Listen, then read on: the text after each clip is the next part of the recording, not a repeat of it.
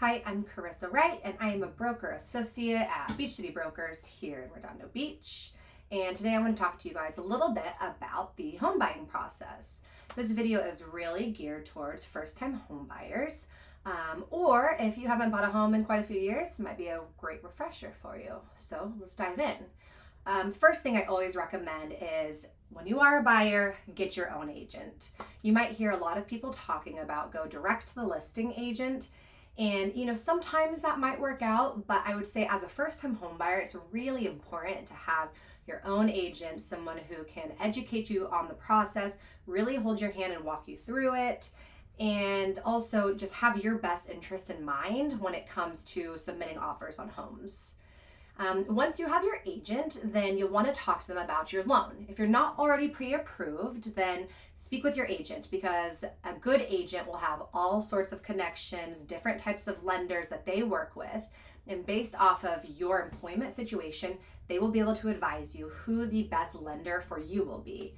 And an example of this is if you're 1099 self-employed versus a W-2 employee, you're probably going to want to work with a different type of lender. Other things like gift funds, there's some seasoning that has to happen. So all sorts of different things that happen, and a really experienced realtor will be able to advise you as to who the best lenders are for you. Once you have your pre-approval, which is the document that tells you how much home you can purchase, what you're qualified to buy, then you can start looking at homes and start making offers. You go look at homes with your agent. Once you find a home you like, then your agent submits an offer. Once you have an accepted offer, then you open escrow. So what is escrow? Escrow is the process of having a neutral party manage the exchange of money for real property, aka real estate. And I want to be really clear about this.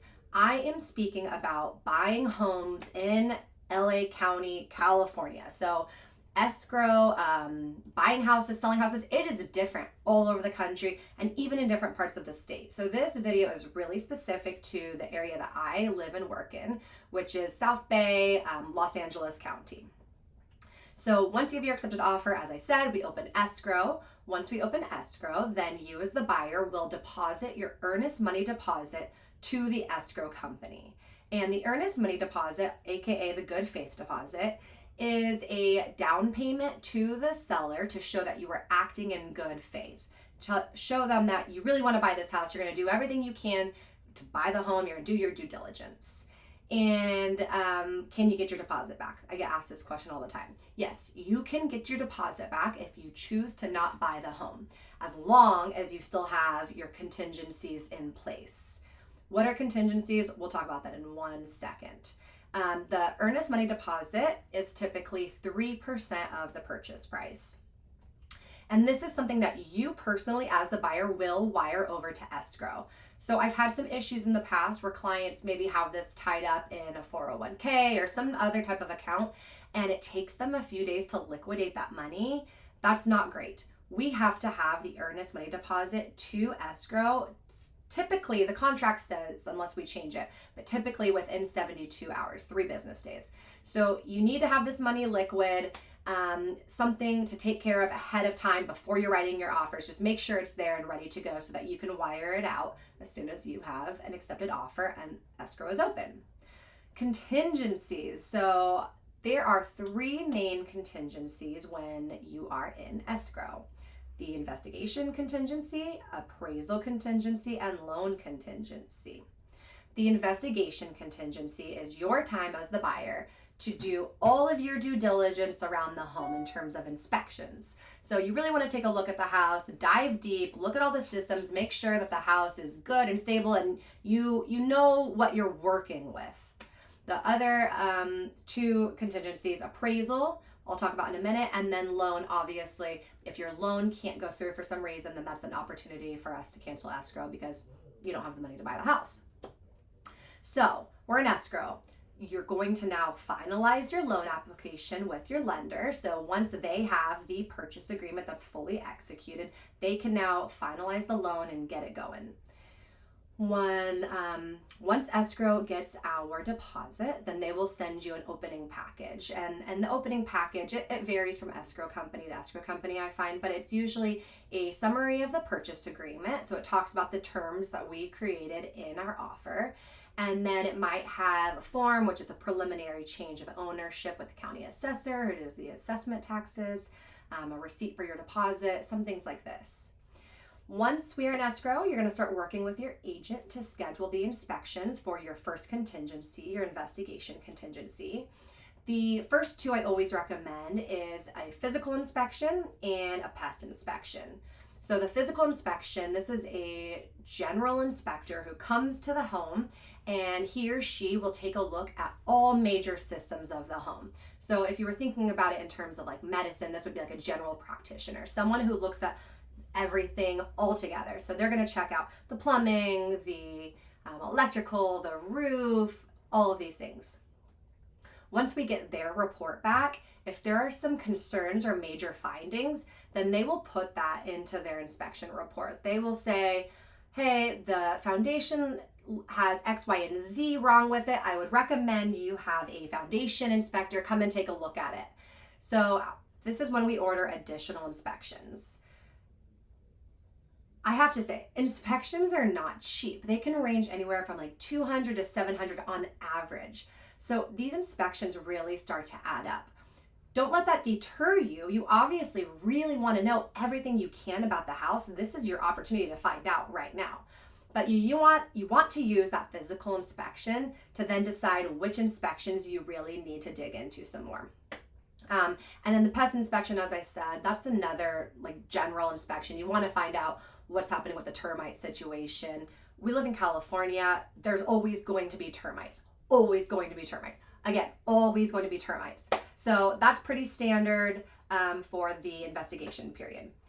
So once we get all of our reports back, then we will then sit and we will evaluate it all.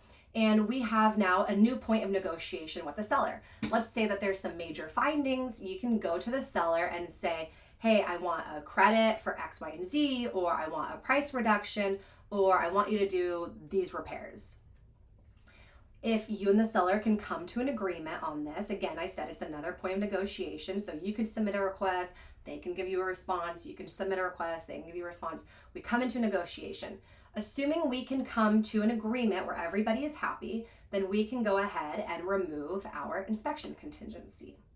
If we don't come to an agreement, or if there's some major findings on this home and you are like, whoa, this is not what I want out, then we can cancel escrow and get your deposit back. Let's move on now to the next contingency, which is the appraisal contingency. So an appraisal is an estimate of the value of the property by a neutral third party. And you as the buyer are ordering the appraisal through your loan. So really the bank, the person who's loaning you the money, they are the ones who are going to be ordering this appraisal. And it's basically so that they know that the money that they're loaning you is good. Let's say that they're loaning you $1 million. They want to know that the house is valued at $1 million. They don't want to loan more money than what the house is worth. So they order an appraisal. The appraiser will come through, take some pictures of the property, and then they will send back to the lender what their value is. If the home appraises, meaning it meets the value that you are in escrow for, your purchase price, then we're good. Nothing else has to be done, and we can remove the appraisal contingency.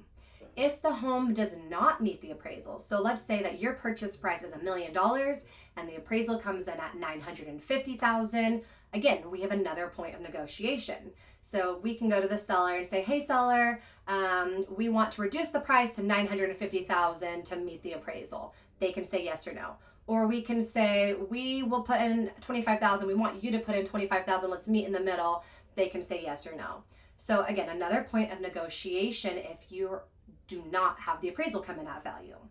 If we cannot agree with the seller, we're not agreeing on what we want the value to be at, blah, blah, blah, we can cancel escrow again and get your deposit back. Meanwhile, while all of this is happening, your lender is still in the background finalizing everything.